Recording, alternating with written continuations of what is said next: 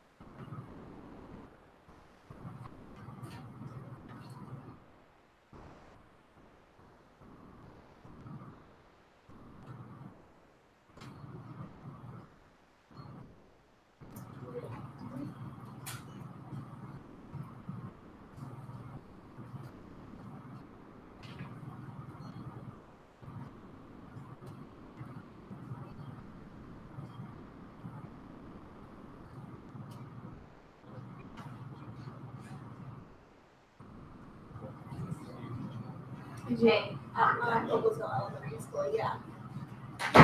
He's kind of dominated. Next, this is long-term substitute, and then yeah. My student taught actually at Duncan. My student taught kindergarten ESU. Yeah, and then I also student taught fourth grade Palmer Elementary. Streusel, tell me what it is. I'll tell you, if I can have the time I have, I think I would have been way more overwhelmed. So helpful in the sense of setting me up. Where are you from? I tell people it's not necessarily curriculum things. We have LA Downtown. You're dealing with 19, 20. Okay. They are very, yeah, very like, they're very yeah. Right. Yeah. Right. Like fifth grade, you're self-sustaining. You know what I mean? Like, you have a goal to get it done. It's very, a lot of time and facilitating.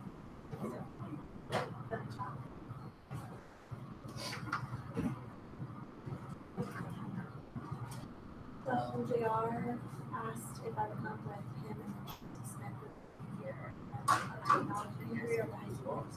He was like, I'd like to get a primary elementary A1 thing, so we want to go. I said, yeah, why not? Oh, awesome. And my brother was with me. This is raining. So it all kind of works out perfectly.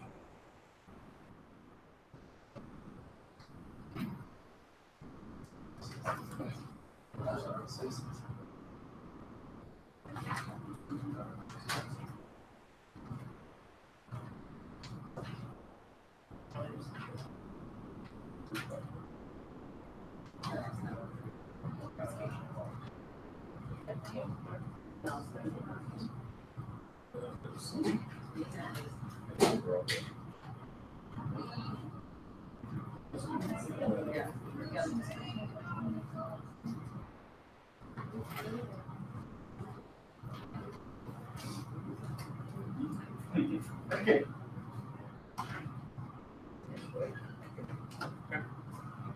All right, let's get started here. Thank you for coming. This is going to be all about national parks and incorporated it into your classroom and even other experiences outside the classroom. So there is a website that does not work if you're on the Philly SD Wi-Fi, but there is some stuff up there. You can use your cellular data or whatever. You can always go to that site. It's learningparks.com/Educon. If you want to take pictures of the slides, you're more than welcome to do that. And it's such a small group. If anything comes up, just raise your hand and stop us, ask questions. And I'm Mark. just a little bit about us. Mays High School for this is my 13th year. I teach geology, national parks, oceanography, and meteorology, which are all science half-year elective courses. We do not have a full year Earth and Space course, so that's the Earth and Space science that historically the kids that have gotten to Mays High School. I'm a big traveler. My wife and I, we go to the national parks or wherever every opportunity we get. I've been to 47 of the 59 parks. I've got 12 more to go. Twitter's down there. Email address is there. If any of you have any questions that you'd like to ask at some point after the presentation. I'm Laura Whitman. I'm actually the supervisor of secondary curriculum and instruction at East Penn. I've been on the trips the last 2 years, going again this summer. Again, moving to East Penn, we recognized some unique opportunities, especially with geology and the national parks, and we tried to expand on that. So I'll speak later about some of the curriculum and instruction implications of how we tweak things in the last couple of years. As you can see, this is my family. You can see which son doesn't like hiking. But we do. We go out to national parks, and it's great to be a mentor and model for the females on our trips and males. So yeah, it's a great experience. So how many of you have been to a national park? Anyone not been to a national park? Okay. What parks have you guys been to? Okay. Teton, Black Canyon, Miss Birdie, Sand Dunes, Yellowstone Glacier, all Rocky Mountain, Yeah, Colorado, Montana, Wyoming Belt. Awesome. You guys over here? Okay. Very nice. East Penn Table. We got Yosemite. How many have you been to? A lot? Okay. Just so you know, we're familiar with them. They're from our schools. They're plants. No. So with the national parks where we're out in the East Coast, if you're from around here, you'll understand what I'm saying. The nearest park that we have is Shenandoah. That's still going to be about a 4-hour car ride bus ride to go down there. So that it is a limiting factor. There's also Cuyahoga Valley in Ohio, where once you stretch it out to 11 hours, you can get down to the Smokies or go to. Live out west in Colorado, it's a different story. You live in California, within 3 hours, you can go to a national park. So just keep that in mind. We are a school from Eastern Pennsylvania. We don't have them 2-3 hours away necessarily. So the purpose of this presentation today is a couple of different things. One of them is why is Earth science important?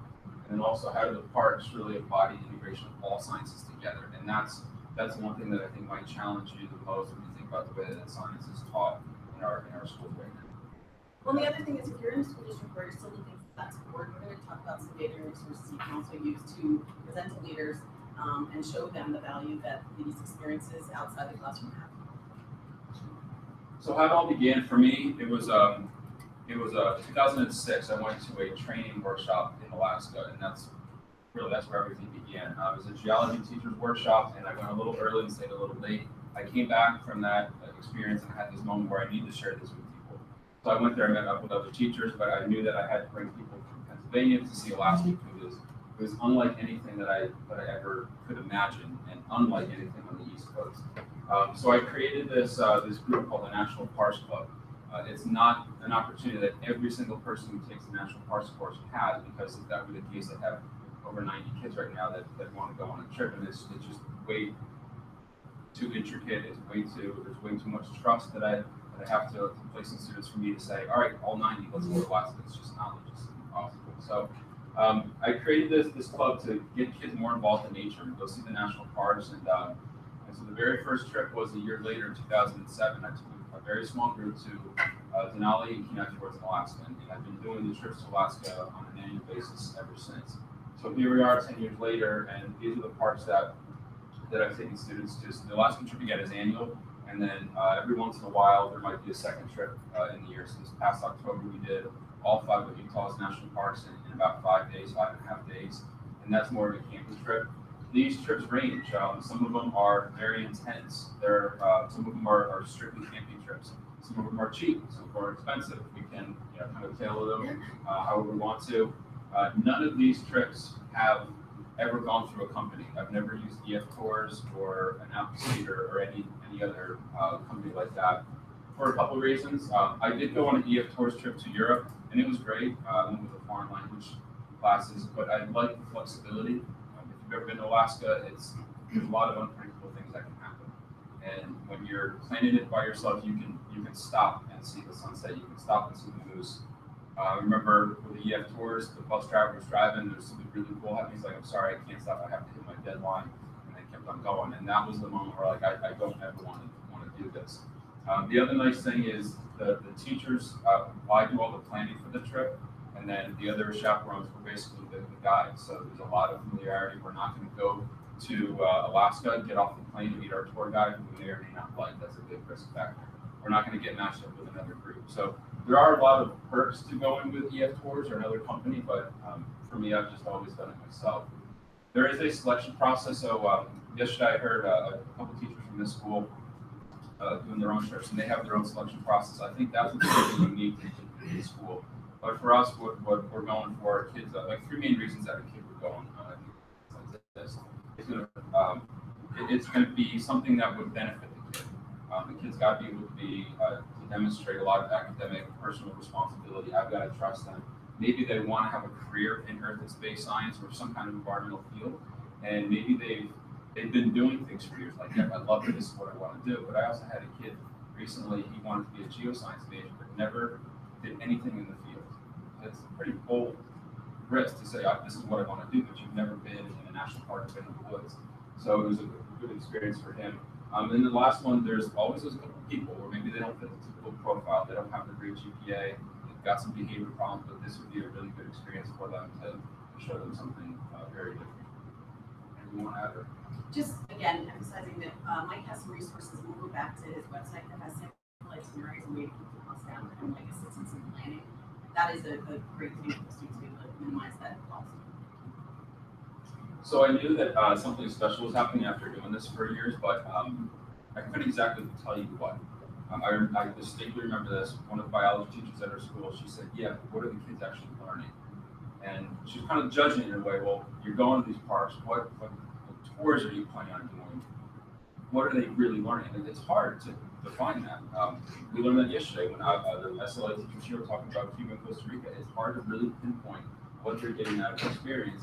And this is something that falls within this topic called free choice learning. The free choice learning is about deciding what, where, and how we want to learn over our lifetime. It's actually what you guys are doing right now. It's what you're doing all weekend, and then when you go home and you flip through the TV, it's the same thing. It's how people learn in real life and not surrounded by 4 walls in the classroom. And this is something I learned a lot about at Working State, and I'll get back to that in a minute. But it's all self-motivated, it takes place all the time. So what are the students learning at National Park? What are they taking away? We've got some things to show that, but the free choice learning, I just want to stress this, is people choosing what they want to learn, when they want to learn it, and how they want to go about doing it. Okay.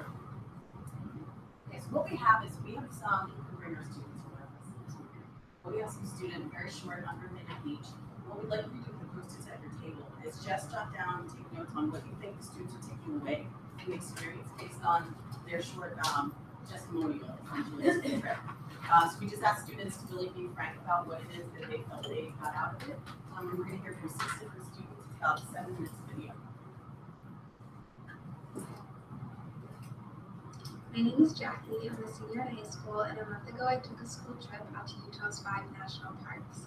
My biggest fear before leaving on this trip was that I didn't know any of the other students that were going.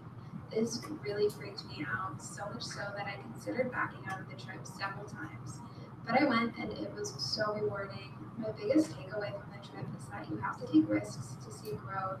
And since coming back, I've been stepping away from what's comfortable for me, and I've had so many positive changes in my life.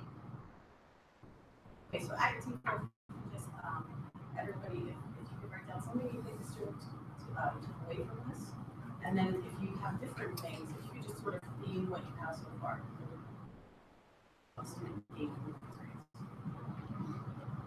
And we'll show another video, same thing. Yeah.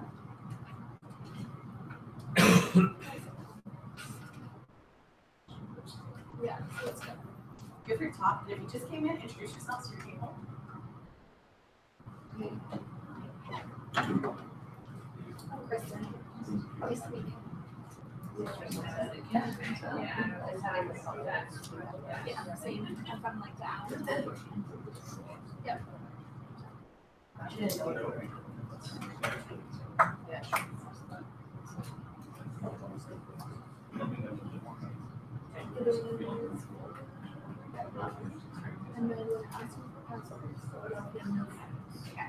All right, we're gonna show you the next student video. This is Sophie. She graduated last year. I'd taken earth science classes before, and I'd always found them interesting, but actually being able to go out and experience what you are learning about just takes it to a whole different level. Hiking Harding Ice Field or hiking the Narrows, it's incredible. Flying over a glacier and being able to look down and say, oh my gosh, that's a medium moraine, I learned about that in class, or recognizing cross-bedding in the rocks at Zion National Park. It's just a whole different way to learn, and in my opinion, it makes a world of a difference when you're able to go out and see firsthand exactly what you're learning about in class. It's unforgettable.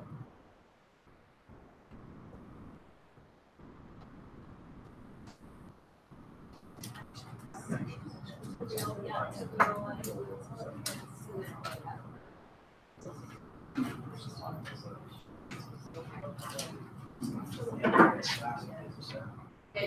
it?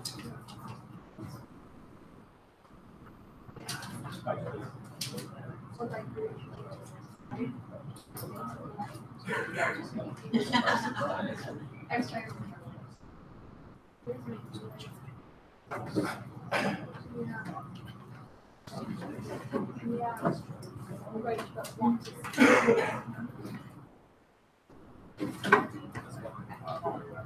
All right, this is D.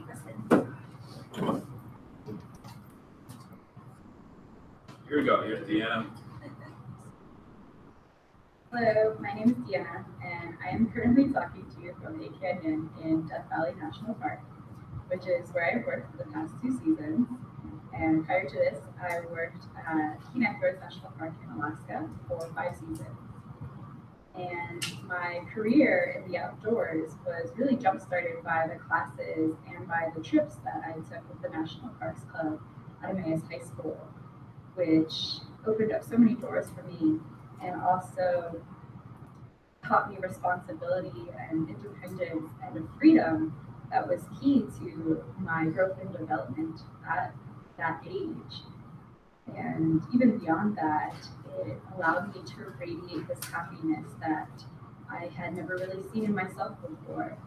It opened my eyes to this career path, and here I am working at those places today. And I really stem a lot of it from those trips and those classes. People meet up with us on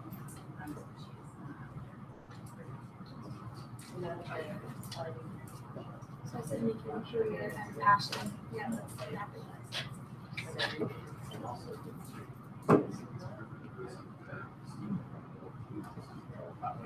Right. wanted to do it. Kind of like that personalized. Our next is Sophia. Quick tidbit, I asked all the kids the same exact prompt.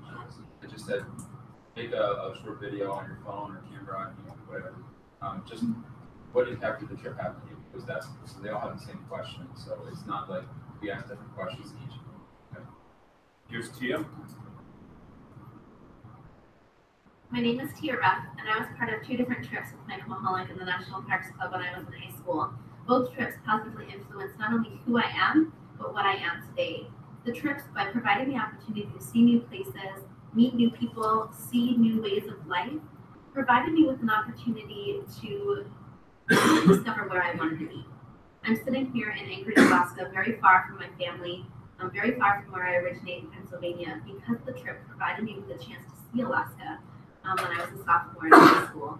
I've been here for 8 years, and I know that my determination to be here for that long and my capability of being here that long away from all of my family, friends, and support has been because of my time in the National Parks Club and my opportunities on those trips. It provided me with an opportunity to develop a sense of self and develop a sense of individuality and bravery and commitment to who I am as a person. I also teach 4th and 5th grade now in a very different way than I probably would have if not for my involvement in the club.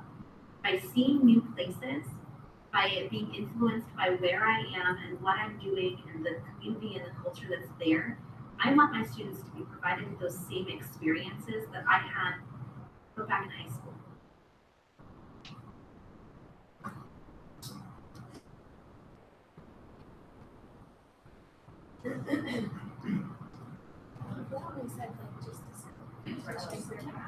Another one of those personalized ones, like she'll tell you what she wanted from your meeting.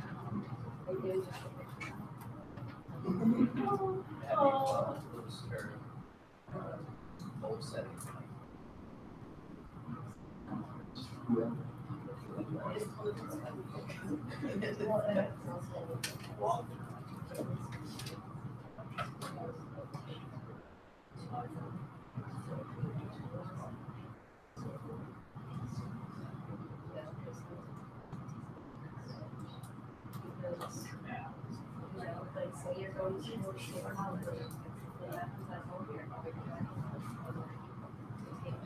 Okay.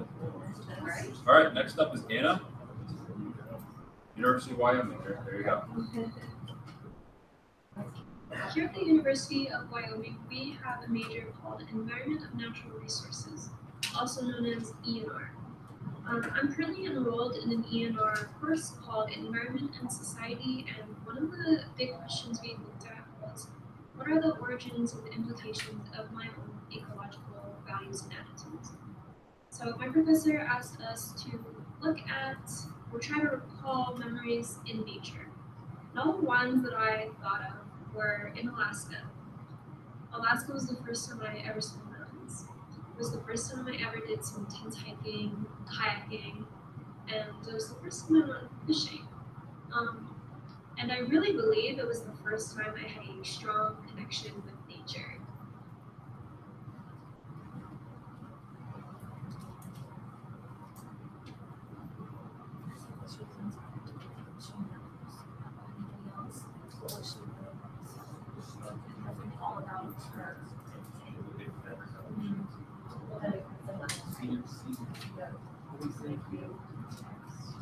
Isn't it funny how that works?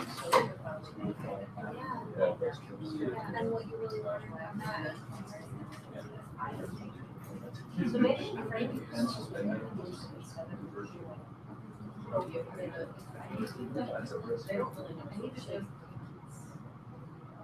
Okay, here's the last one. This is Chad. I'm currently studying geosciences here at Penn State University. I absolutely love the major as well as the research I'm involved in. And I don't know if I would have chosen the same path if it wasn't for my trip to Alaska. Going to Alaska showed me firsthand that there are some really incredible opportunities in the natural sciences and that these were things I wanted to pursue, and I'm super happy I did because I feel that what I do is super worthwhile and it makes me happy. Also, the second time around, I had this newfound confidence in myself. I realized that I was capable of doing this sort of traveling on my own. I'm an avid backpacker and climber now. In fact, I can lead backpacking trips to the university, and I'm minoring in outdoor recreation. And I really don't think this would have happened if it wasn't for my trip to Alaska. When he said second time around, he was one of the two kids that I brought twice. So that's what he was referring to. Actually going back to second.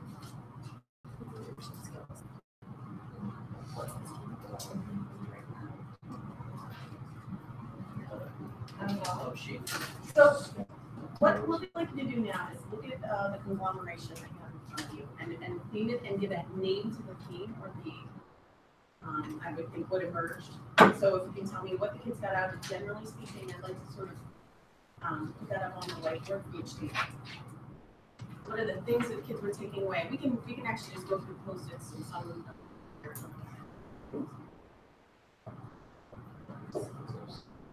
I just start. Yeah, but different shifts.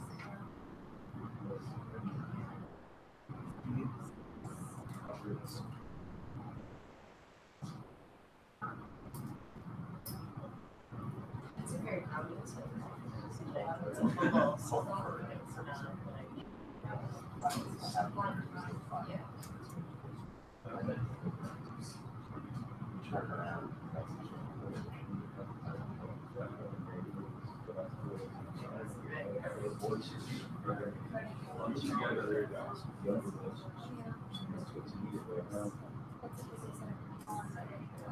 Ask yourself what you want to learn and how do you want to, not everybody can work that way, but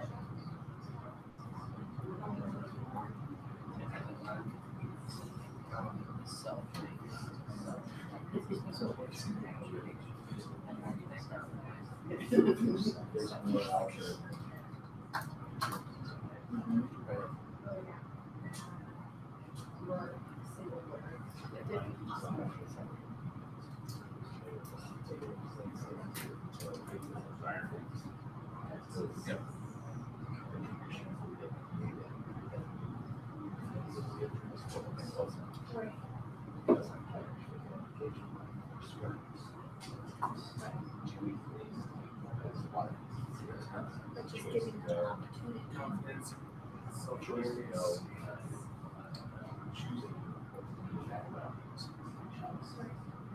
opportunity. Okay, let's start. Are you guys good over there? All right, so give me some feedback. What did you think? Career. Yep.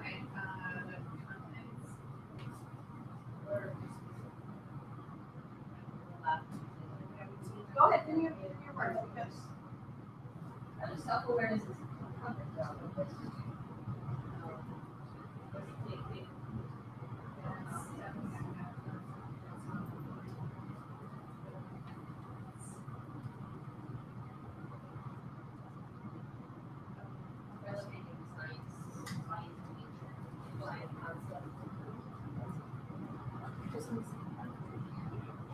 Okay. Did they steal everything? No. Let me go to this table. Add it. With a lot of those things.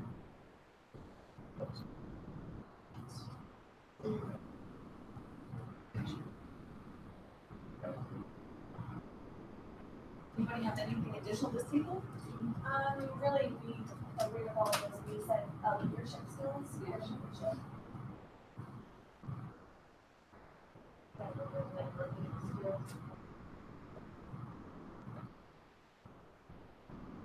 and also seeing what you're learning in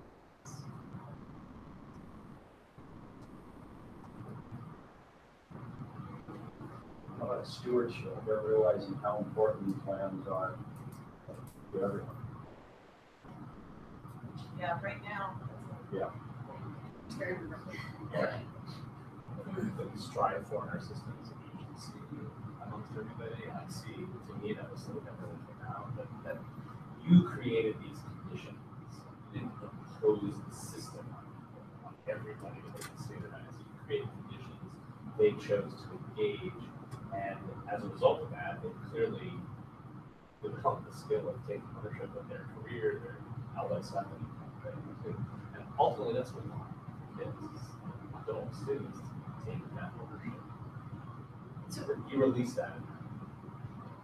Very cool. So with free choice learning, going back to that, it's learning that happens all the time, and there's a lot of research that goes into it, which is pretty cool. So what you guys all did over there, you put them into these, you had different themes. You can put those themes into 3 different contexts. So at Oregon State University, there is a program called it's basically science education, but you specialize in free choice learning. Kind of people learn museums, aquariums, and Falk and Deer Game are, in my opinion, the 2 main drivers behind the free choice movement. And one of their quotes, which I think is very appropriate right now, is each visitor experience is different because each brings its own personal and social context, because each is differently affected by the physical context, and because each makes different choices as to which aspect of that context to focus on. So within that, they just revealed the 3 different contexts: the physical, the personal. So you can take those themes over there, you can probably figure out which one they want. So a lot of the ones that were about independence, them exploring things, and that would be a lot of the personal stuff. So I think you guys did that collectively. Figured out a bunch of themes that were called these different contexts. So I like to use this as a way to get a visual of how this all works. So if you apply their model of a museum experience to a national parks trip, it would look like this, where the personal, physical, and social context, they all overlap. And you never really know what's going to happen when you do a trip. So for me, I might go somewhere and I might have more of a trip that would be more influential in the personal context. Someone else might go there, might be more of a social experience. Someone who's never been there before might go see mountains for the first time, and that's going to be more of a physical.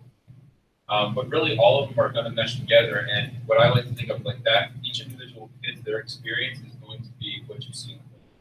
So it's hard to define, but it's within those 3 different contexts. When you go a second time, it's going to be different. When you go to a different national park, it's going to be different. Just think about maybe some places you've vacation to. Was it different the second, the third, the 4th time? You could probably say it was. Was your trip different with a different group? So for me, every year I've been to Alaska like 12 times, and every trip is different. It really is different. You see it through different eyes, and it makes for a whole different experience. Just as an adult learner and someone who engaged on this trip, I can remember the physical part being like a major part of the first. Mike kept us in a kayak in Malaysia for 10 hours one day, and I remember the next day fishing in the sun, and I don't even like fishing, but I was like, this is so great. After being, so like, and the next time I went fishing this last trip, I'm like, this is good, but like my focus totally shifted to more of like understanding the surroundings, getting more. So the opportunities each time like present a new learning. It's really cool. So I want to go into this just in case you're curious, like what exactly is the physical, personal, and social context, and how I have what would fall onto my context. So personal would be, what do they know going into it, their experiences, attitudes, motivation, that's a big one, their individual interests. So when I have a group of, and usually 14 kids go to the Alaska trip, that group of 14, there's going to be some in there who are more interested in the nature, some are going to be more interested in the wildlife, some are going to be more interested in the exciting activities. So there's going to be a lot of different motivation for each trip. Physical context would be what they encounter. Think about it, if you saw something amazing for the first time, what that feeling was like. That would be under the physical context. The sights, the sound, the feelings, the landscapes. And social would be the way in which you interact with it. So again, there's the quote down at the bottom, which just kind of brings all the 3. Are there any questions about the model of learning in the museum and how it applies to national parks? The only thing that I would say is we're going to get back to this. Like Act 2 is really talking about like, the way that we teach what we're teaching, teach it. And these contexts are so important to our classrooms. And in some of these, I think right now in our traditional, the way that we were probably instructed, some of these pieces were absent. So we'll kind of talk about that a little bit. Well, last thing, I think you can, personal, physical, social, I think you can incorporate them into a normal classroom. Some of the coolest things that you do are probably going to be tagging notes, not just content, but getting a little bit deeper. So down at the bottom, you can see again, what the different contexts include, and I have the quote there. This just makes things really simple for you to see. This is what national parks trip experience should look like. If you do go to that website, you should be able to install those resources. So this could be kind of the end of our part one. I just want to show you, is there data showing that it's really, what are they getting out of it? That is there data supporting this? And I did interview, survey 10 years worth of kids. So this is pretty extensive working with the state. And I had it broken down percentages. I'm just gonna make it really simple all here. What are they going to learn? If I had to categorize it, two main things that they're gonna learn that are not about national parks are self-knowledge and social skills. Those are the two most common answers. What about the national parks? What are you learning? Their answers fell into the geology and the wildlife category. Of the 14 students, 6 to 7 of them are going to report that the trip changed or reinforced what they wanted to do there. The purpose of the trip is not to get a group of 14 kids that don't like the environment and then have them all of a sudden want to be environmental science majors. That's not the point. So some of them, they made that change on their own, some of them just reinforced what they wanted to do. 4 of them wanted to change where they're going to be someday. Like Tia would be a great example of that. 1 of them will just take more elective courses in college, and 2 to 3 are going to say no future change. And that's okay because maybe they already had their mind made up from the get-go, or maybe it didn't really affect them that much. However, I look at these numbers and I'm pretty happy with that, but that bottom one is the best one. Of the 14, all 14 are going to be more involved. They're going to feel more passionate about nature. And that was, and that's not just me making a blanket statement. That was every single one that was more effectively getting them more involved in nature. So that's what a tool trip would look like. Yeah. Have you ever had a conversation about just being a citizen?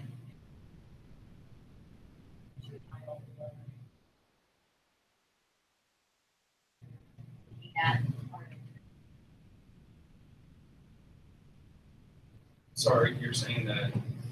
So for environmental issues, as just a citizen of Yeah. Right. Yeah, absolutely. It's going to be. It's an experience that gets them. So in that bottom bullet where I have 14 or said that it's more effective. Some specifically write down there that they care more about the environmental issues. Some of them just say that they're going to get involved and go in. But a lot of them are saying that they are caring more about what they're seeing. And that's one of the things we're going to talk about. The next part is when you see glacier melt, seeing the chunks calve, that gets you right then and there, and now you start caring. So it's certainly something that does involve it. I'm not sure how they're voting, years on, but I know they are becoming more better stewards of the environment for sure. All right, so ready for Yes, and since we're small group, nice to meet you. And just try to mix it up a little bit. One of the cool things I like about Educon is actually able to learn from them. So we can mix up the tables a little bit. We're at part 2, and then if you can access the Wi-Fi, we have tablet resources that will take you to his website, take you to some images that you want to look at, talk about how you can use this in instruction.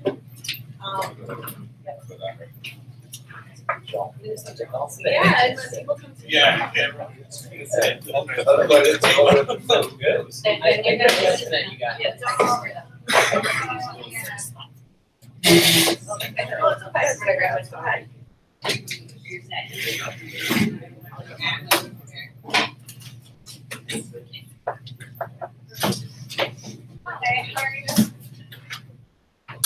Hi, I'm Zach. Nice to meet you. Nice to meet you. Hi, I'm Kristen. I'm Rob. Nice to meet you. Do you want to introduce yourselves?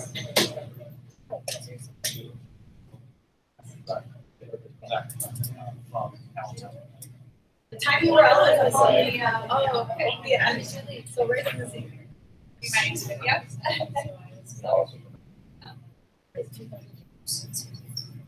So on the tablet, we have some images that we'd like you to take a look at.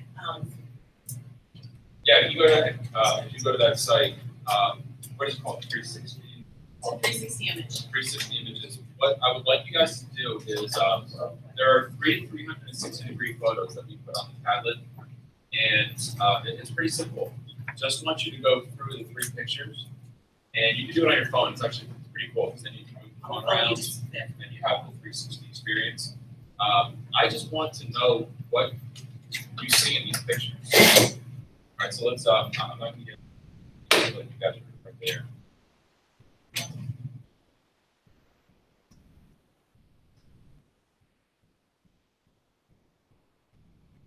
Well, and there's reality. So what Mike and I talked about is, we've got high school 26. Not feasible. So have experiences and let them experience some technology. And this thing in my hand right here, this is a 360-degree camera. So if you're going to do a trip and want back in school to experience this stuff, all the pictures you're going to see right now, you can give students that feeling just by having one of these. So actually, for $100, you can incorporate, bring everyone along with this virtually.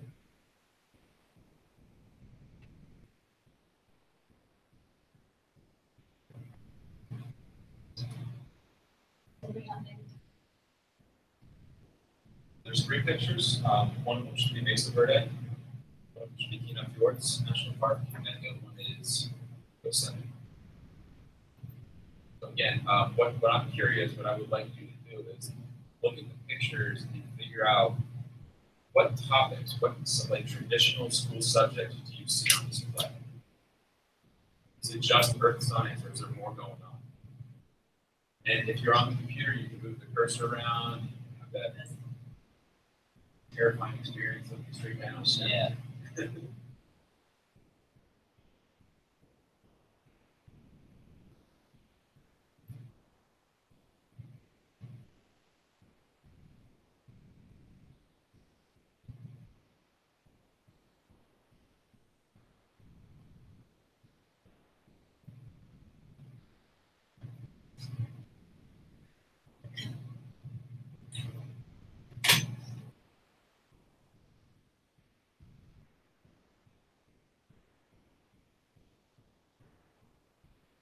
Yeah, with each picture, what additional subjects do you see on display? Physics. You see gravity? No. Physics. Yeah, so go ahead and take a look at each screen, and we'll, because we can just go over them collectively then. Pictures that I have up on the screen, take a few minutes and enjoy. Pretty cool. Especially the Mesa Verde ones, is very different.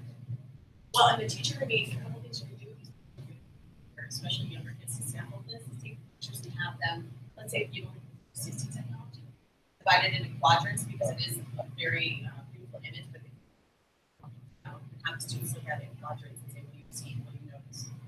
Then go from there on strategies.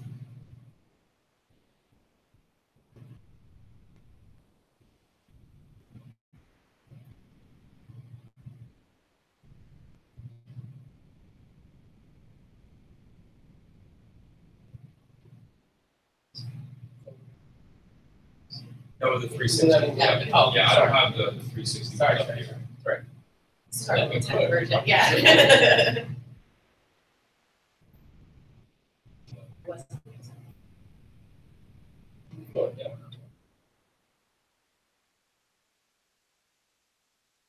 That's the Yosemite.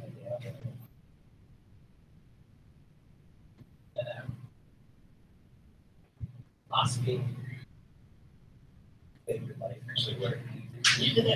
Does anyone know anything about Alex Honnold? What he knows that? Okay, so when you look at free solos. So he'll do this, no roads, no nothing. So now look at that drop off and imagine not having anything that wall.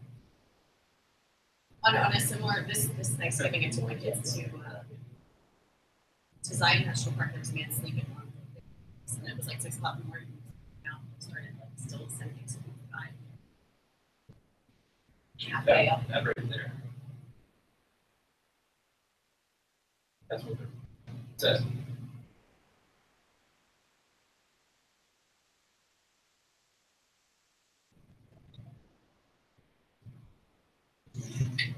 Physics, we have Yeah, let's start going over this.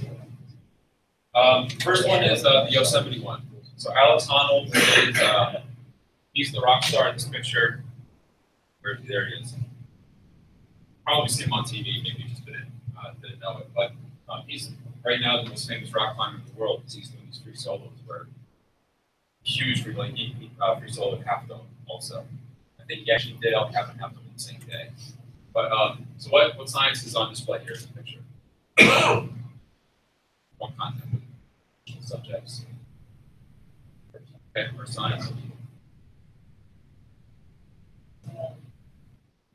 Specifically within earth science, geology, granite, fracture.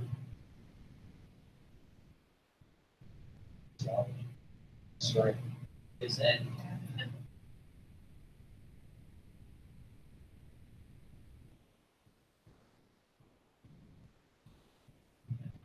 That's okay. That's what's back there. What about that?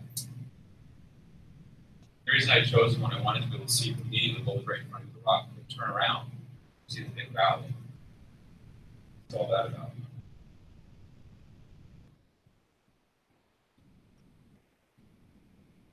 What carved out the valley? Glacier. You've got old plant session things, perhaps. So there's a lot of different topics here, but let's not overlook recreation. That's kind of interesting when you get to learn. Here's a geology thing, it's actually fun. How can you make granite fun? Well, those rock climbers are pretty fortunate, pretty glad that granite exists for the rock fun. Right?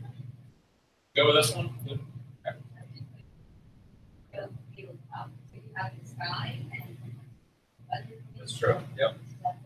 Absolutely, that's a really good one. Yeah, in any one of these pictures, you can always look up, and then there's meteorology. And that last one, there's meteorology on 2 scales. There's the immediate results in the long term. And the fact that the glacier came through there. All right, so the one of Folgate Glacier in Connecticut National Park. And this is just a still shot, it's like 360. What options do you see? Right here. Okay.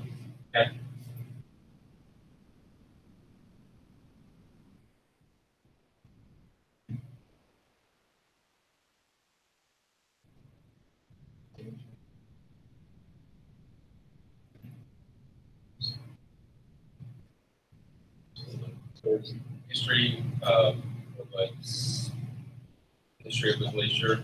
Yep. Is it towards? Awesome. Okay, art. Yeah, carefully.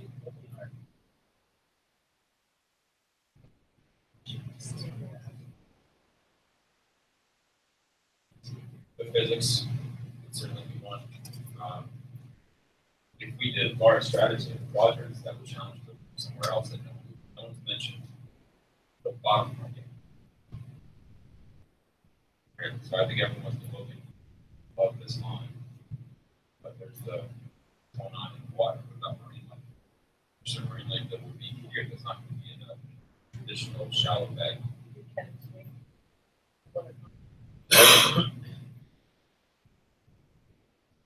Definitely a math component. There can seriously be a math component. You incorporate time lapse photography. Here's what it was at year X, and here's where it is right now. That and I have one of the sample lessons I have on that website is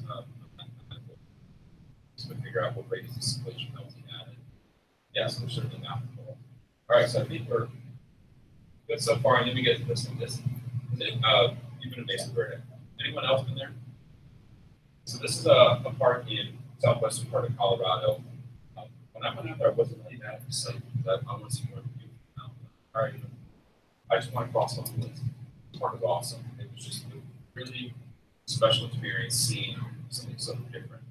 And I think 360 maybe gives you a glimpse of how special it is, but really, yeah. But what do you see on display here?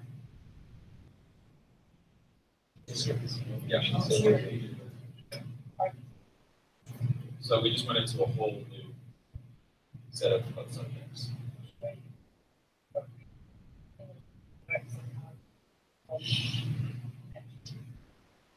In agriculture?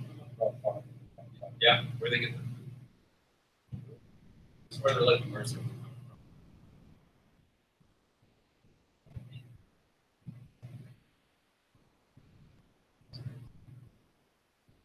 Fun fact, you know where the water is on.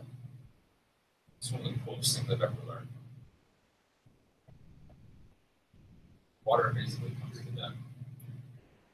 Yeah. So that. Yeah. See that.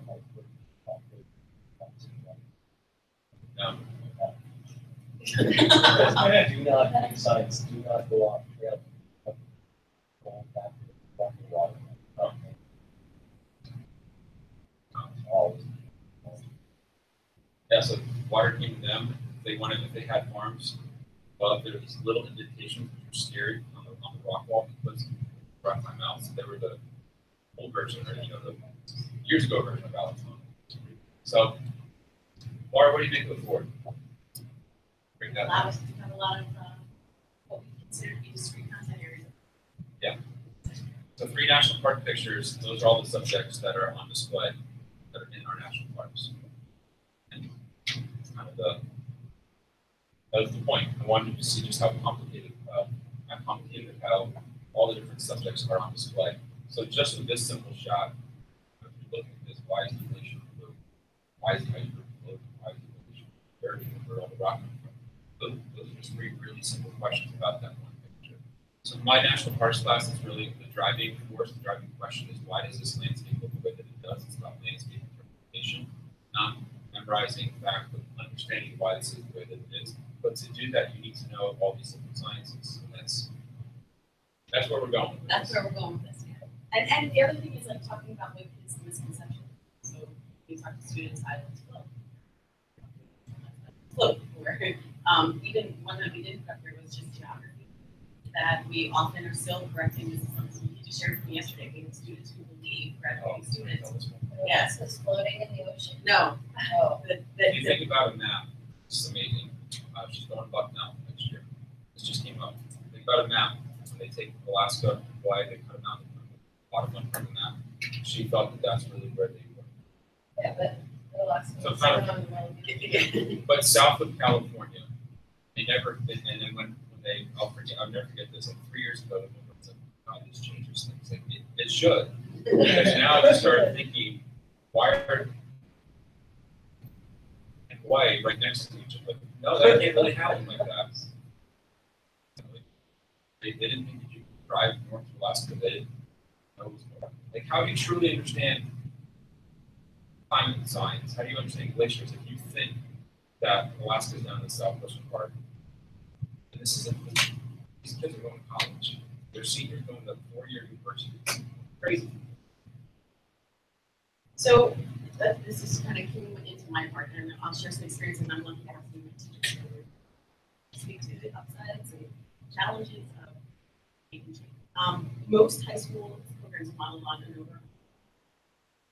Basically, back in 1893, the president of Harvard assembled 9 other universities and said, we need some uniformity of what we're getting into our universities. We need to create these high school standards. So this committee of 10 decided that they would come up with these standards. It wasn't really outcomes, it was standards. And essentially, they also said that 1 day a week, their new model should be outside exploring the natural world. Well, obviously, that didn't happen. But part that I think my teachers, when we were going through learning more about it, this is actually a page from an NSTA book on really kind of teachers learn about the NGSS. The part that blows my mind anytime I tell people this is the reason that we have biology, chemistry, and physics in that program. Is because they couldn't agree it was alphabetical, which was actually the model at my high school in 2014. And so we have a thing in Pennsylvania called the Keystone exam, which is incredibly dense in content and doesn't allow us a lot of instructional flexibility if the exam and the results are perfect. And I have some of my biology teachers. It's 575 terms.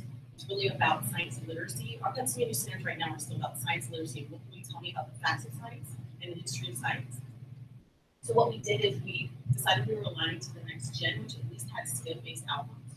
How many of you are familiar with the next gen science standards? How many of you, your state's actually adopted it? Our state hasn't formally adopted it. We're just going in that direction because it's more skill-based and gives us that endpoint. But this type of thing, there was nothing linked to student performance or anything. It was just And if you think about this, plate tectonics wasn't even discovered until 1967. So something from 1893 determined what we were learning in science at the secondary level, and it's held pretty in a lot of high schools. So the other thing that we came across, and I thought if you ever have the opportunity to hear him speak, he's excellent, and he's one of the people who's collaborated on the next gen science standards. But this is, I think, a great quote. Somewhere in the next 120 years, our science became as complex, complicated, interconnected, interdisciplinary, transdisciplinary, quantitative, computationally focused science. And nobody knows that because only 7% of Americans are getting any of science in elementary school. We have a real disconnect between a situation where there are significant problems and challenges that face the survival of our species. We don't know how to solve these problems. And when you think about authentic learning and real world learning, what's more real world than the earth that we're in, and how we can teach those sciences integrated inside that context. And yet and I'm still in our community struggling with that concept because parents very much, they want to make the blood. So they want biology, honors chemistry, honors physics. So we made a move at our high school, and I have some of the teachers who are also teaching this course to basically put together a course where multiple science is being taught in context. Here, it's called global science. And it's been a productive struggle. But what we were seeing is our 50% of our freshmen were not successful on this biology piece. Having biology as a freshman, and there's no science behind it. And basically it gives them a lot of pre-teaching, biology, chemistry, or environmental, where they take a biology course that's very focused. So when you talk about, Mike had this in place already before I came to the national park. So we talked about the things that came as part of those standards. And I don't know if any of my GSI teachers can only share just the difference after teaching biology for a long time and then teaching global science, what it's been like. Yeah, so biology, like I mentioned, we're driven pretty much by the keystone exams. You have to get all this content done by the time of the exams are when students are prepared. It doesn't give you a whole lot of content. But with GSI, our units are paleontology, oceans and atmosphere, agriculture, human impacts, and then health and the environment. So we try and connect all of those different topics to things that the students can see outside in their world. And it's been really neat to get these doing lots of hands-on projects and really thinking about it. In the agriculture unit, the students had to build a 1 square foot farm. So they had to maximize productivity in just 1 square foot. And for some of the kids, that's the first time that they had ever tried to grow anything. It's the first time they touched soil. Yes. And they were like, ooh. I'm like, it's okay, you can get your hands dirty. It's like the context is so, and like the real world application is so built in that they don't know they're learning. That's like the most beautiful thing about it. They don't know that they're doing chemistry and biology and physics and talking about meteorology every single day. But the flip side of that, because it's sneaky learning, they're like, I didn't learn anything. Like, no, you did, and like you're proving it to me this year. It's important to bring it back in. Exactly.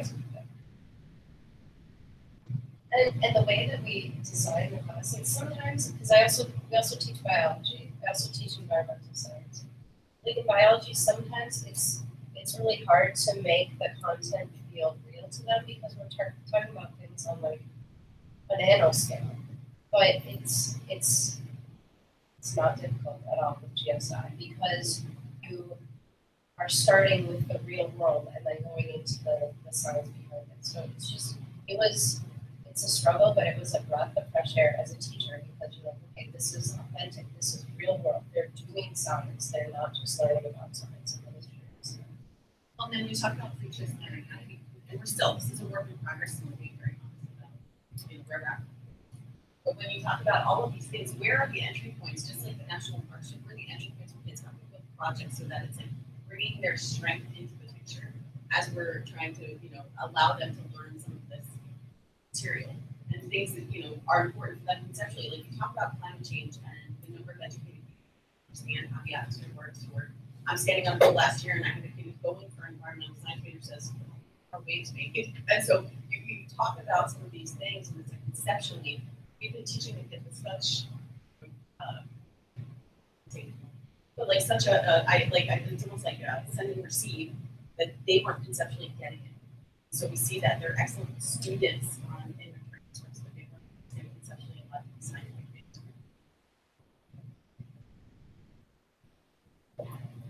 Any other thoughts or questions?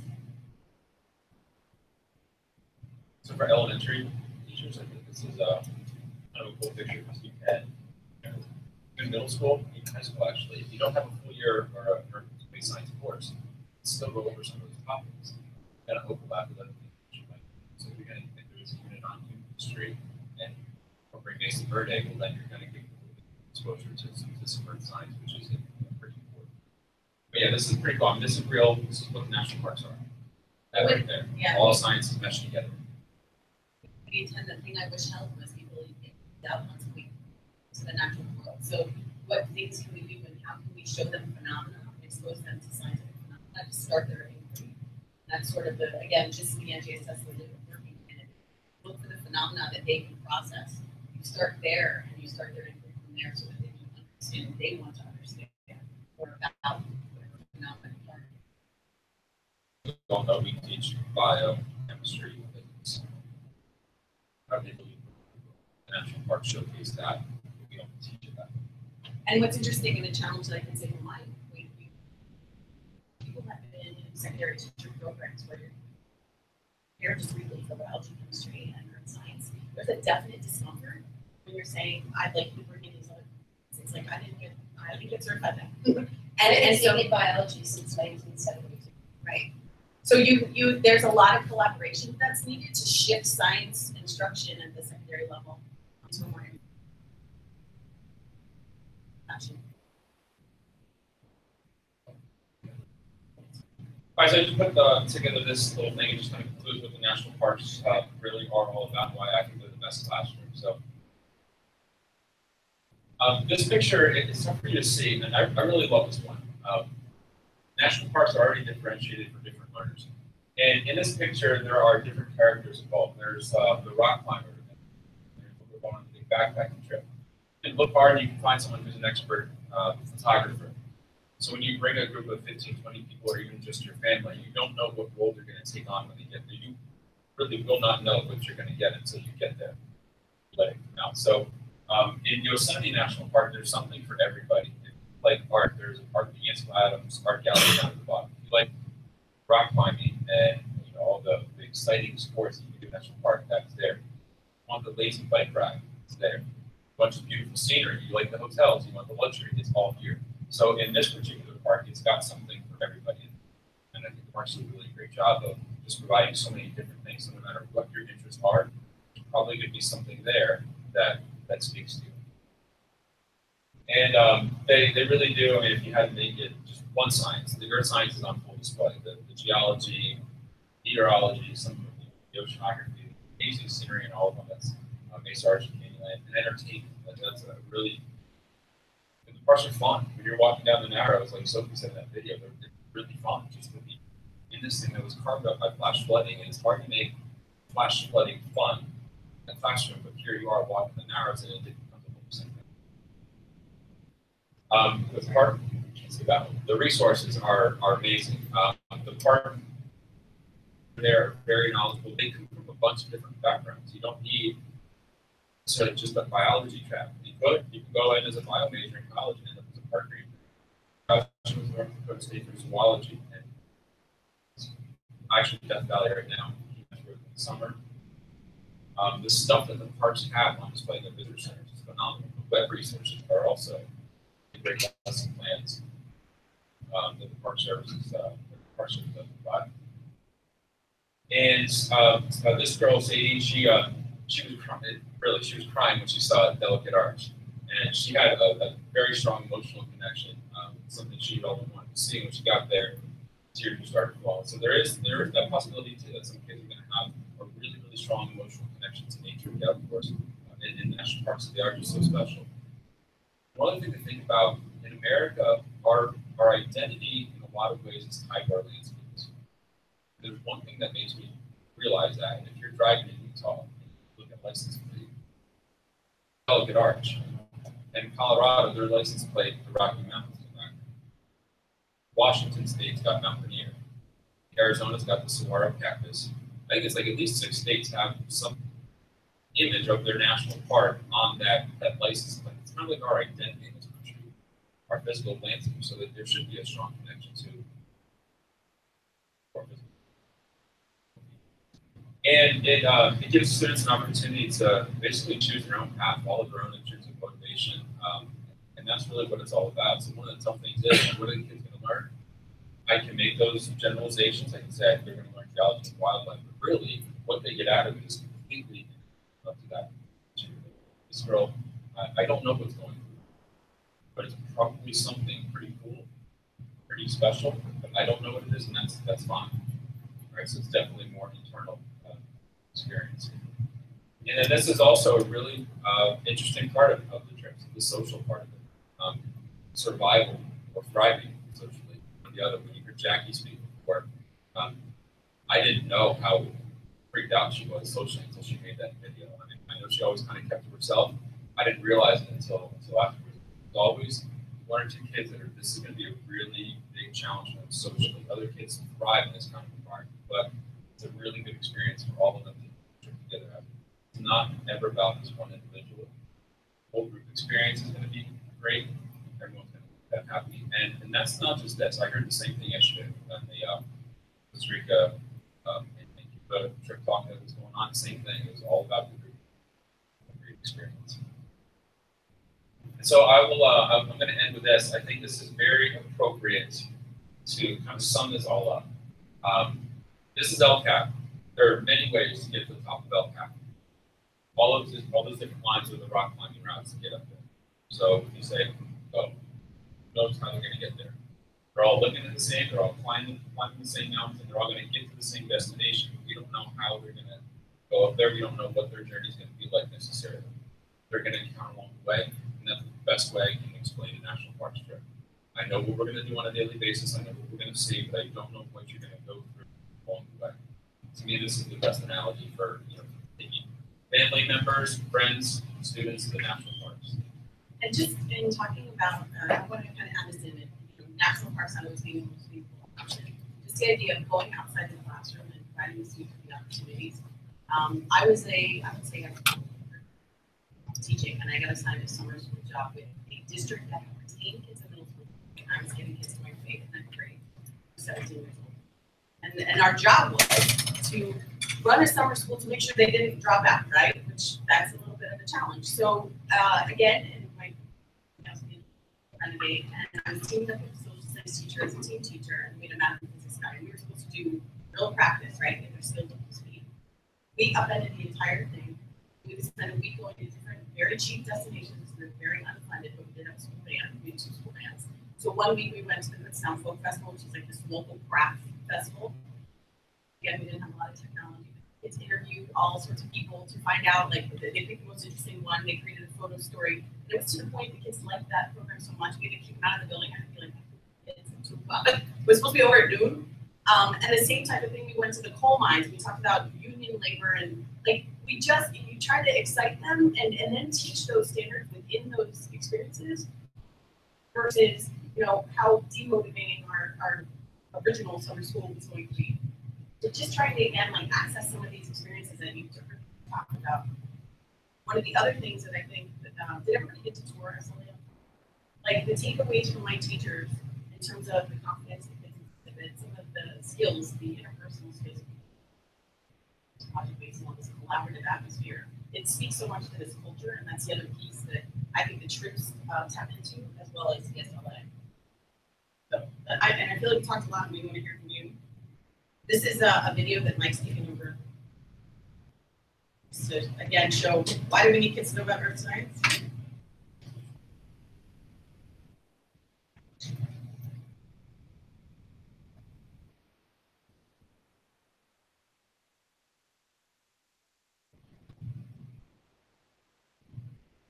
Went through my old photos, and I realized that I had using the same glacier tape, the same spot.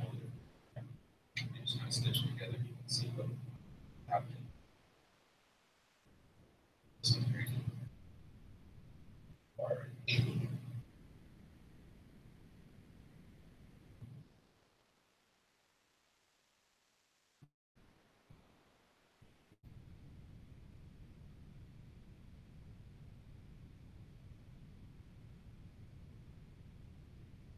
This one you can not only see it, but the other one shows you a lot of notes. This one shows you shrinking, thinning.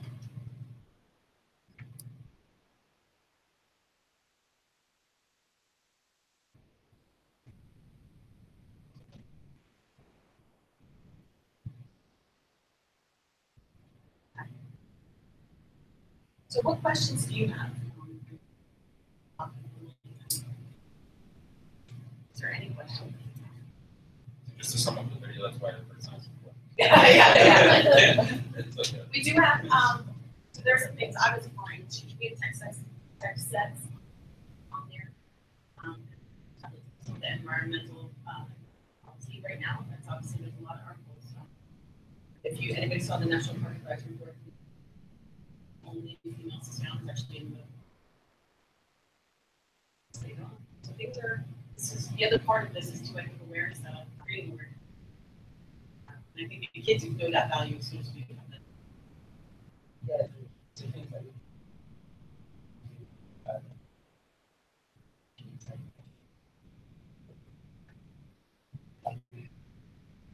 For students, be advocates to express that value and need those resources. My biggest goal right now is just trying to get them all more interested and care more about the environment.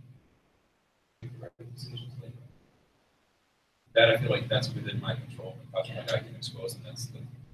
I just want them to see. I'm not going to say that you have to lead climate change. I'm not going to do that. I'm going to show you the right decision and both responsibly someday. And that's maybe where change is going to come. But I got to give a reason. That's where I think a lot of this stuff allows you. Story of that, like having to be choose the other side. Okay, Bears Ears. That I don't know too much about Bears Ears and what happened, but for me, I teach semester classes. So on Wednesday was day one, and I asked the kids on how do you feel about what the administration did with Bears Ears, and if you don't know, they want to cut back 85% of the national monument that will belong to administration protecting.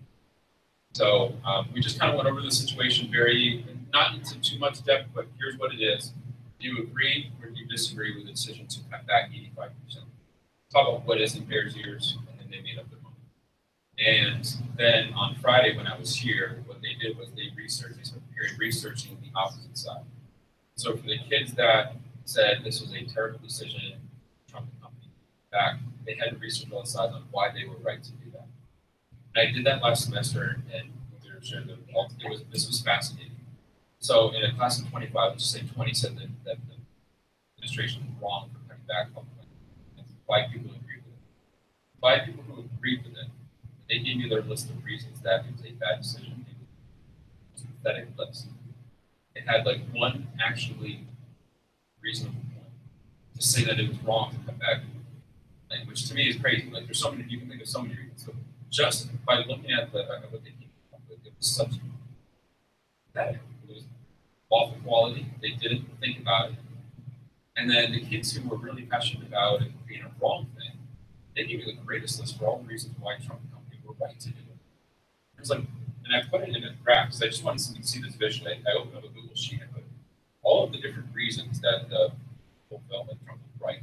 Here are all the reasons that they were wrong. And this one went, make you would have thought, all the reasons Trump was right went down here. The reason they were wrong went to there. I was like, what do you get from this? And it was, I won't offend anyone, but it's like, all right, the people who agreed that this should be cut back aren't processing anything. We're not bothering to look into stuff. We're not caring enough to even look at the issue.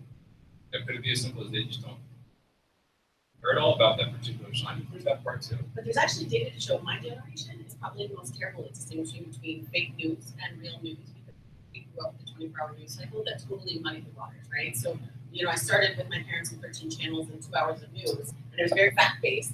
Then we went to pundits and analysts talking, and my generation tended to take it as, this is all real, what they're saying. And so what's interesting is the explicit instruction of kids. There's a great website, no matter what you teach, called allsides.org, which will actually separate out any news articles that will say this is the left, this is the right, and this is the center. And it's very well evaluated. So we can look at science resources or English, ELA, social studies, name it.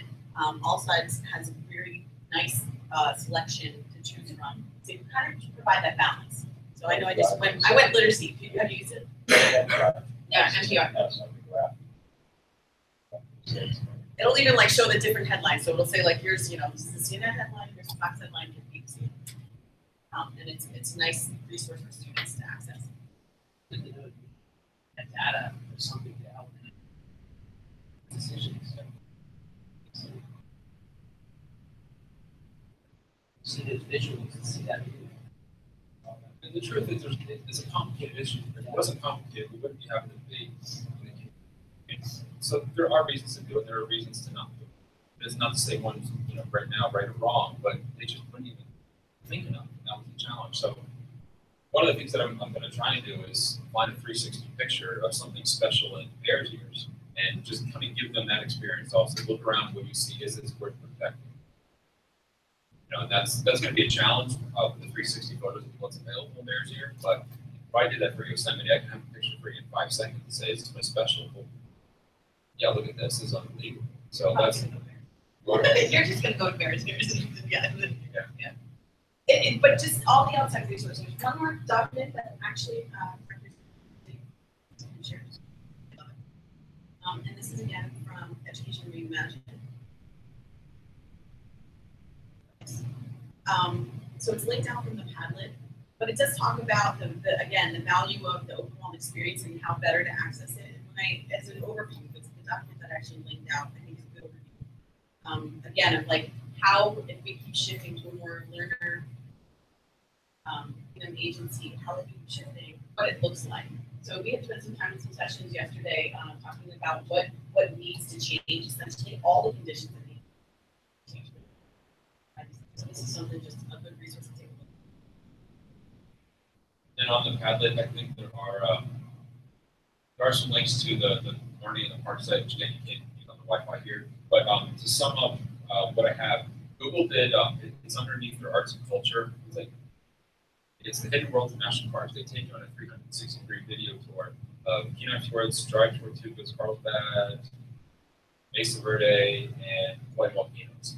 And if you go to the, we have time right now, we can do this. You can do the one in Kenai Fjords. The very first thing you're going to do is you're going to go with Fiona, she's on the range there, you're going to go on the glacier. And then you get to hear her talk, you can look around, you can go down into the crevasse, you can button, you go down into the crevasse. Then the next one is you're on a lake, or you're on one of the lagoons, paddling and kayak. And they show you one of the really cool things is a bar where you can slide back and forth to see what the glacier was. You can actually have a 360-degree experience, all web-based, and look around. It's really cool. So, there's 5 different parks where Google set that up. And then, well, no, but just I don't know. Yeah, these are. I think now they were only $14.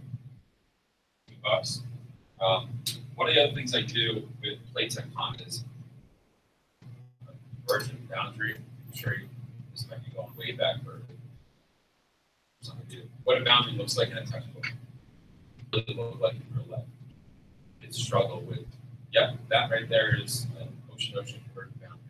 So what I have them doing, and I use it as a little assessment, is they have Google Street View and Google Park on the phones. And they have to go find you pictures that demonstrate here's what the place really looks like in real life. So they've got to search around, find a picture, put it in the VR, they'll look around, be like, right there, there's evidence of ocean. You raise your hand, I come over, I look at it, and I sign, verify, right now you know what ocean is.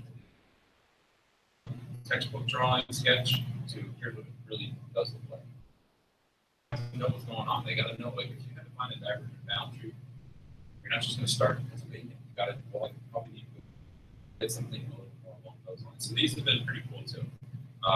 They get pretty cheap, and you have a free Google Street View apps, and you can just go look around what's in the world. It's pretty awesome. Google Street View and Google Park. Street View is basically Google Maps, from what I understand. From what I've done with the Google Street View is like Google Maps, just a lot of red dots. All these pictures, and then there's a Google Parkboard. There's a Parkboard icon. Click that, and then it turns your phone into like a Google View type thing. You slide it in here, and now And that, by the way, that way of putting the glasses on, looking around is a lot better, in my opinion, than just having the phone in. You got time to do that. So yeah, so welcome. Any questions? Just out of curiosity, how many people come? All kids take art science or if they're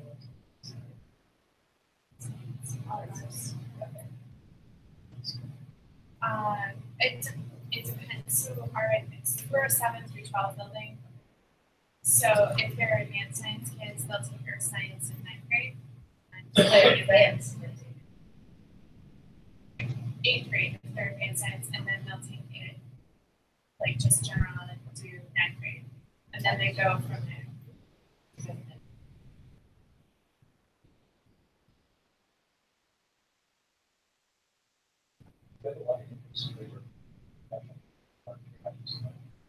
It's hard.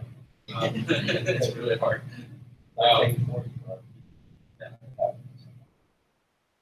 Yeah. I have an application that exists, but it's not ideal. I mean, what I deal with, I have semester classes, so for the summer, the last week of the summer, I've got all the spots filled with one. So one of the unfair things is if a kid took the geology and national parks class, and great student would be a great fit, and now you get to meet them until the past Wednesday, it's not really, probably and that stinks. So right now, the way that it is, it's limited, it's small. Like I get 14 kids here to go up there. I do have this vision of how I can make this here in the next couple of years. So it's certainly not ideal right now. There are many more kids out there that want to go there. But right now, like those 3 categories I mentioned before, I try and see those best ones from that. And when I say best ones from the selection criteria, I wanted to impact them. Like I want kids who are, they just want to go because their parents think it's a good opportunity for them. So I have the questions that I ask, I try and get an idea of what is their reason for going.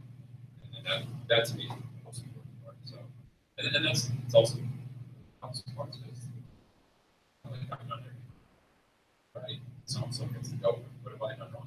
You're right, I get it. But I also know that you've already got your mind set. Your mind's made up of what you want to do in life, and that's fine. But an opportunity, maybe that make the difference from others. So it's tough. Starting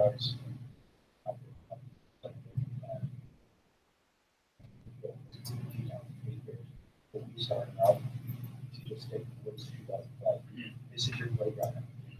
Pretty rocks, but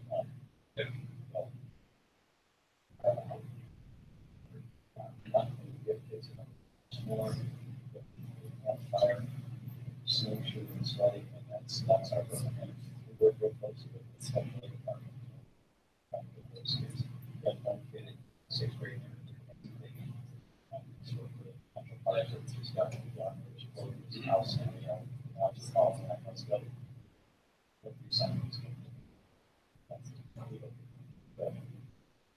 There's one kid here like a 1.9 GPA, but in geology, and even up that he had social issues like he couldn't talk to anybody. We get up there, and all of a sudden he's telling the deaf cancer triathlon off the book. Who are you? What happened? And just by putting there, he's like, this is what he wanted to be back home. So those types of the application trail. Where did this come from? Joining some like yeah, it's crazy looking at.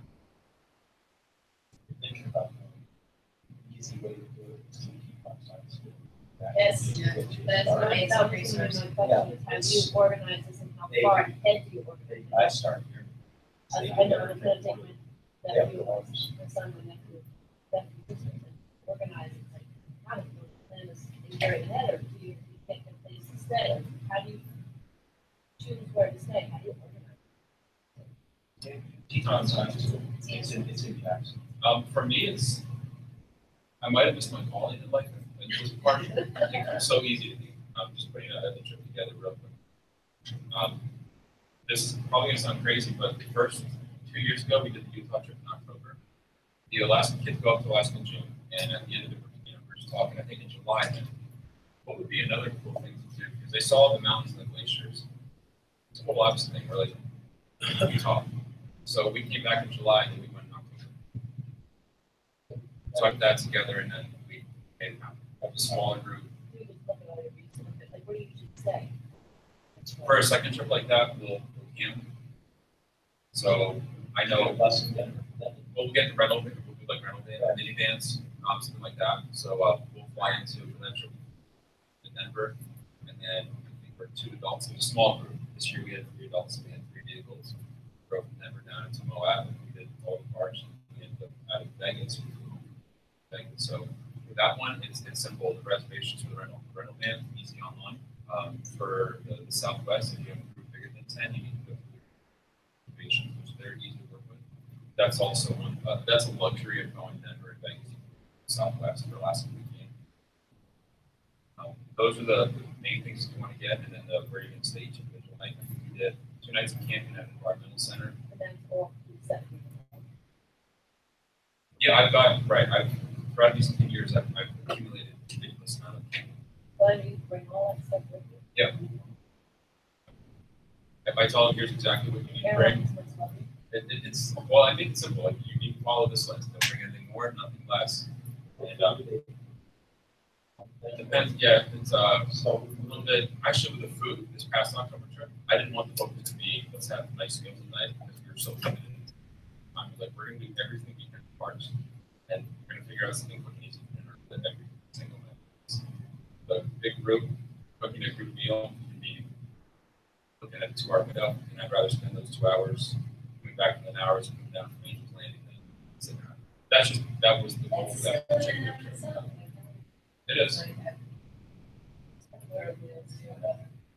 That can be botched very easily. Yeah. You say you can't.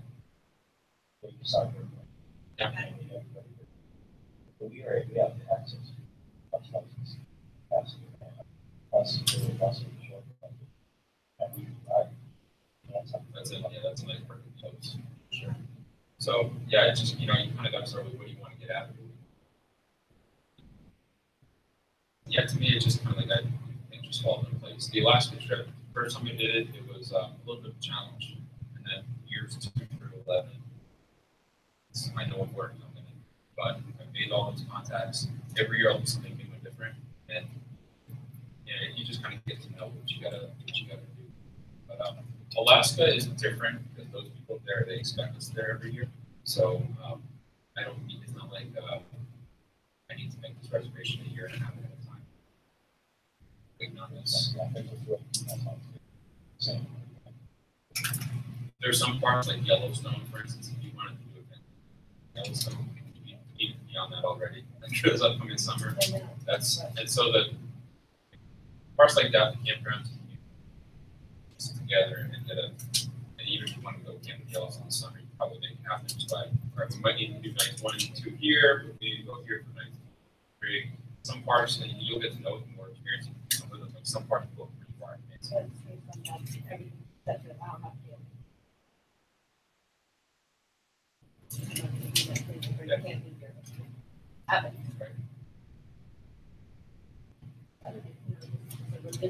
Yep. Every part's of the distance is a little different. Yellowstone's not that bad. It's just one big figure. You got to figure out which ends you. Yeah, it's the logistics of it that just comes. After one time through, like as somebody who's only started, after one time through, I feel you're in a much better position to sort of like refine it and have much better sense. It's so hard. The first time is the biggest challenge. Yeah.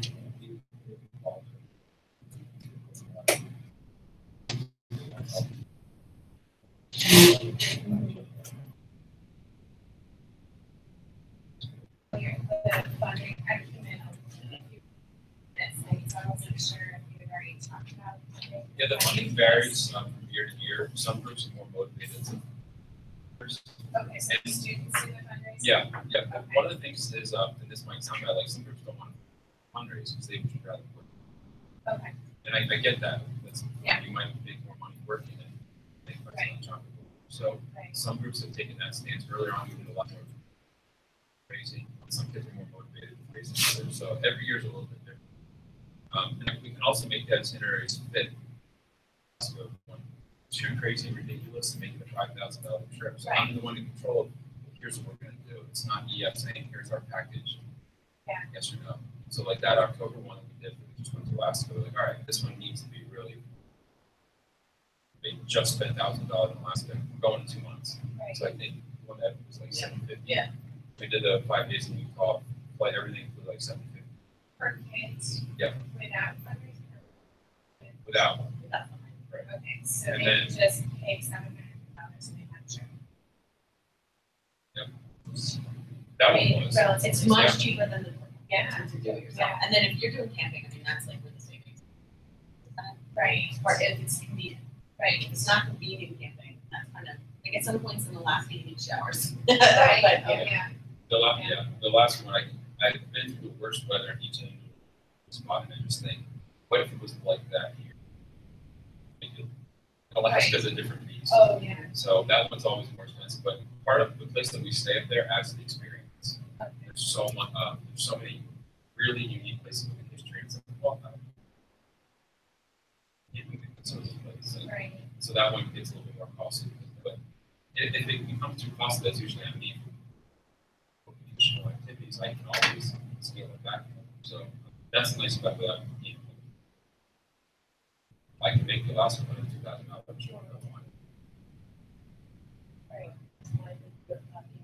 Sure. Any other questions? Cards too. Okay. Yeah, I was gonna say.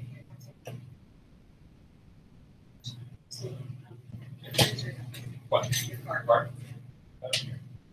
Yeah, just our card because our school cards had a fax number on them. Like, so I had a guy printed. I'm like, this is ridiculous. Yeah.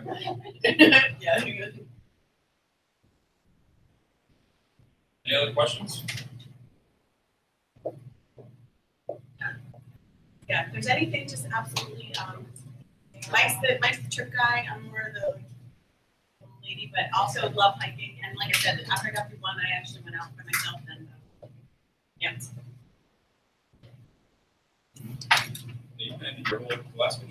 Yeah, no, this actually, so I'm pulling off, I'm shadowing the kid trip this year. My 79-year-old father has never been to Alaska, it's been on his list, and so I'm renting an RV, we're gonna see how this works with the kids, but I will have my college-age daughter, my teenage son, and my dad in an RV following along and being able, we'll see, like, we had this really cool experience where we were able to grill salmon with somebody else's RV, so I'm like, okay, we got that, like, but it's, I planned the whole thing after going through, 2 rounds of the trip. Yeah. Get family first, I'll fill them all up first. Take Where do you care. want to go first? I'm not really sure. Yeah, we've been doing a little trip, actually this summer, we're going to try and your nephew's going to try to beach. College, like our family, this summer. A lot of good options out there. Yeah, Yeah. So, thank you so much for being with us this morning. Thank you. Yeah. So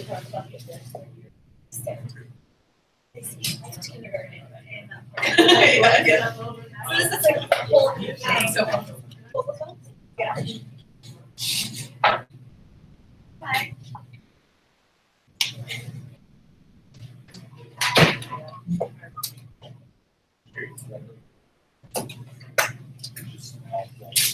Oh, okay. Yeah. Are you at the high school? Yeah. I live right across from the high school, so I'm like, I live apartments right there, yeah. It's a small world. Yeah.